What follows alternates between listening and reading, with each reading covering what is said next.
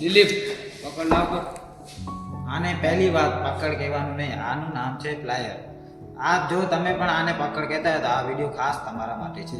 મારું નામ દિલીપ ગરવા, હું નખત્રાણામાં ઇલેક્ટ્રિશિયન ટ્રેડમાં અભ્યાસ કરું છું. તો આજે હું તમને ઇન્સ્યુલેશન પ્લાયર વિશે માહિતી આપીશ.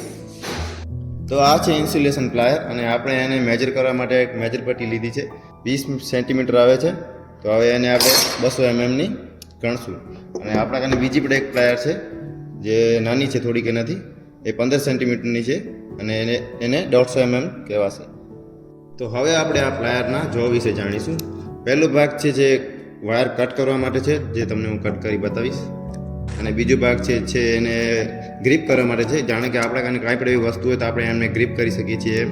અને ત્રીજો ભાગ જે દેખાય છે એ ટ્વિસ્ટ કરવા માટે છે, જે આપણે વાયર બે લઈને આમ એને ટ્વિસ્ટ કરી શકીએ છીએ આમ. જો તમને પણ ઇલેક્ટ્રિશિયન ટ્રેડ વિશે કાંઈ પણ માહિતી જોઈતી હોય તો અમારા પેજને ફોલો કરો.